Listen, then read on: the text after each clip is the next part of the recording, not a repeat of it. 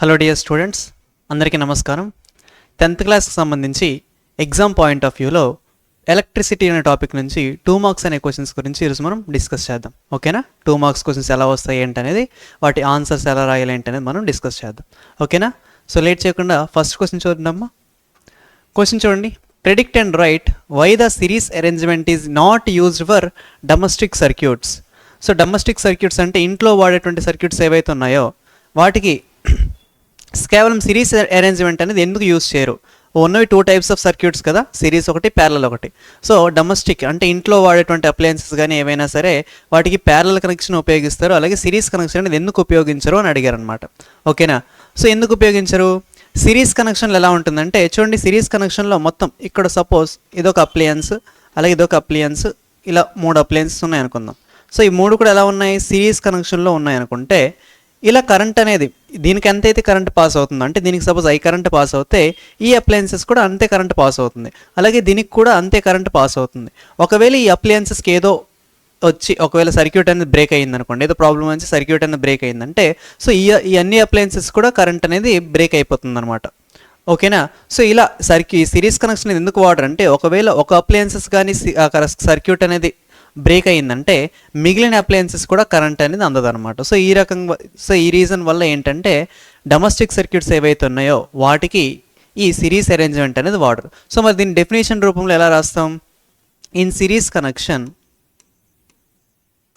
So series కనెక్షన్లో ఏమవుతుంది? Current అనేది మొత్తం అన్నిటికీ కూడా ఒకలా ఉంటుంది కదా. In series connection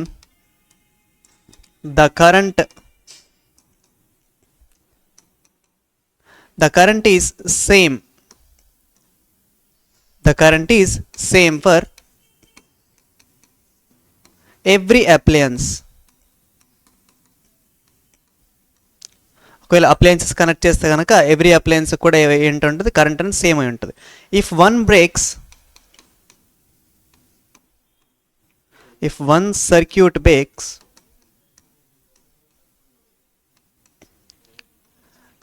another appliances will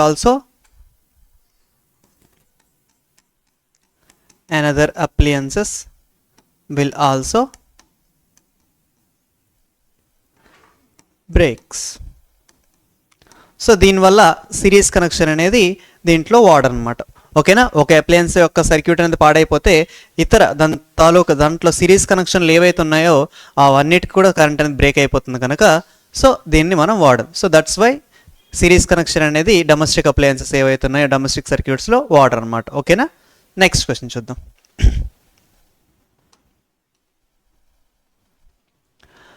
why is the tungsten used almost exclusively for filament for electrical lamps? ప్రతి ఒక్క ఎలక్ట్రికల్ ల్యాంప్లో టంగ్స్టన్ అనేటువంటి ఫిలమెంట్ని, టంగ్స్టన్తో తయారైనటువంటి ఏదైతే మెటీరియల్ ఉందో, మెటల్ ఉందో, ఈ టంగ్స్టన్ మెటీరియల్ని ఉపయోగించే ప్రతి ఒక్క ఫిలమెంట్ని, ల్యాంప్ తాలూకు ఫిలమెంట్ని ఎందుకు ఇలా తయారు చేస్తారు మ్యాక్సిమం?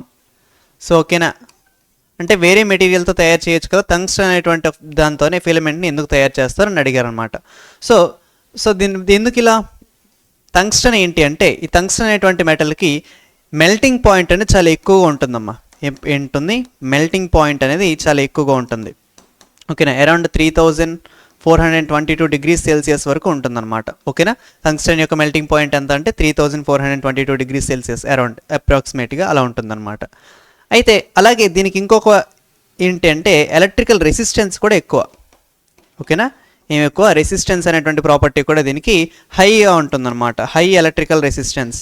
సో ఓకేనా? మెల్టింగ్ పాయింట్ అనేది ఎక్కువగా ఉంటుంది, అలాగే ఎలక్ట్రికల్ రెసిస్టెన్స్ కూడా ఎక్కువగా ఉంటుంది. సో ఈ రెండింటి వల్ల మరి ఉపయోగం ఏంటి? చూడండి, లైట్ అనేది ఎప్పుడు గ్లో అవుతుందంటే, లైట్ ఎలా గ్లో అవుతుందంటే వాటికి వచ్చేటువంటి హీట్ వల్ల గ్లో అవుతుంది అనమాట. ఓకేనా? సో ఫిలమెంట్కి వచ్చేటువంటి హీట్ ఏదైతే ఉందో, టెంపరేచర్ ఏదైతే ఉందో, దాని ద్వారా వస్తున్నటువంటి హీట్ ఉంది కదా, ఆ హీట్ వల్ల గ్లో అవుతుంది అనమాట. సో మరి రెసిస్టెన్స్ ఎక్కడైతే ఎక్కువగా ఉంటుందో అక్కడ హీట్ అనేది ఎక్కువగా ఉంటుంది. సో హీట్ అనేది ఎక్కువగా ఉండడం వల్ల ఆ హీట్ని అబ్జర్వ్ చేసుకుని అది ఇంకా ఎక్కువగా గ్లో అవుతుంది అనమాట. ఏమవుతుంది? గ్లో అవుతుంది. సో మెల్టింగ్ పాయింట్ అలాగే రెసిస్టెన్స్ ఉండడం వల్ల ఇది దీన్ని గ్లో చేసుకోవడానికి అడ్వాంటేజ్గా తీసుకుంటుంది. సో ఓకేనా? అందుకని ఈ ఫిలమెంట్లు ఏవైతే ఉన్నాయో వాటిలో టంగ్స్టన్ అనేటువంటి మెటల్ని ఉపయోగిస్తారనమాట. So due to having of high melting point high melting point around ఎంతమ్మా 3422 degrees Celsius and high electrical resistance or simply resistance. ఓకేనా. So due to having of high melting point అలాగే ఇంకేంటి హై ఎలక్ట్రికల్ రెసిస్టెన్స్ ఉండడం వల్ల. ఓకేనా. అయితే దేన్ని connect చేస్తుంది? Tungsten converts these factors into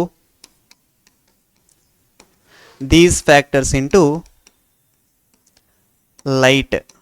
ఏదైతే లైట్ ఉందో ఆ హీట్ అనేది ఎలక్ట్రికల్ రెసిస్టెన్స్ ద్వారా వచ్చేటువంటి హీట్ని అలాగే ఇక్కడ వచ్చేటువంటి టెంపరేచర్ ఎలా మారుస్తుందమ్మా? లైట్ రూపంలో మారుస్తుంది. అవునా, ఆ గ్లోయింగ్ రూపంలో మారుస్తుంది అనమాట. సో సింపుల్గా లైట్. సో ఇందుకనే టంగ్స్టన్ అనేటువంటి మెటీరియల్ని ఏదైతే ఉందో దాన్ని ఫిలమెంట్లో వాడతారనమాట. నెక్స్ట్ క్వశ్చన్ చూడండి. How does the resistance of a wire is vary with area of cross section? ఓకేనా. రెసిస్టెన్స్ ఆఫ్ ఎ వైర్ ఏదైతే ఉందో రెసిస్టెన్స్ అనేది ఒక వైర్ యొక్క రెసిస్టెన్స్ అనేది దాని యొక్క ఏరియా ఆఫ్ క్రాస్ సెక్షన్ ఏదైతే ఉందో దాంతో ఎలా రిలేట్ అయ్యి ఉంటుంది అని అడుగుతున్నారు అనమాట. ఓకేనా. సో మరి మనం 10 మార్క్ క్వశ్చన్స్లో చూసాం. ముందు వీడియోలో ఎప్పుడైనా మీరు చూసుంటే అందులో తెలుస్తుంది మీకు. సో రెసిస్టెన్స్ అనేది ఎలా డిపెండ్ అయి ఉంటుంది? ఒక వైర్ యొక్క లెంత్కి తీసుకుంటే ఎప్పుడు కూడా రెసిస్టెన్స్ అనేది డైరెక్ట్లీ ప్రపోర్షనల్గా రిలేట్ అయ్యి ఉంటుంది. అవునా. సో ఏంటంటే ఒకవేళ వైర్ లెంత్ అనేది పెరిగితే కనుక ఖచ్చితంగా దాని యొక్క రెసిస్టెన్స్ అనేది పెరుగుతుంది అనమాట. ఓకేనా. సో అలాగే ఏరియా ఆఫ్ క్రాస్ సెక్షన్కి ఎలా రిలేట్ అయ్యి ఉంటుంది అంటే ఇన్వర్స్లీ ప్రపోర్షనల్లో రిలేట్ అయ్యి ఉంటుంది. ఎలా రిలేట్ అయ్యి ఉంటుంది? ఇన్వర్స్లీ ప్రపోర్షనల్లో రిలేట్ అయ్యి ఉంటుంది. సో దాని అర్థం ఏంటి? రెసిస్టెన్స్ అనేది ఇంక్రీజ్ అయితే కనుక ఏరియా ఆఫ్ క్రాస్ సెక్షన్ అనేది తగ్గుతుంది. ఏరియా ఆఫ్ క్రాస్ సెక్షన్ అనేది ఇంక్రీజ్ అయితే కనుక రెసిస్టెన్స్ అనేది తగ్గిపోతుంది అనమాట. ఓకేనా. సో మరి దీంట్లో ఎలా రాయొచ్చు చూడండి. రెసిస్టెన్స్ మనకేం అడిగారు? రెసిస్టెన్స్కి అలాగే ఏరియా ఆఫ్ క్రాస్ సెక్షన్కి అడిగారు. సో రెండు కూడా ఎలా రిలేట్ అయ్యి ఉన్నాయి? ఇన్వర్స్లీ ప్రపోర్షనల్ రిలేట్ అయ్యి ఉన్నాయి. సో ద రెసిస్టెన్స్ అండ్ లేదా the resistance of a wire and its area of cross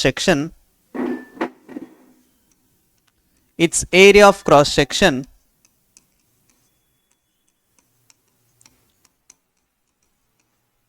is inversely proportional in relation.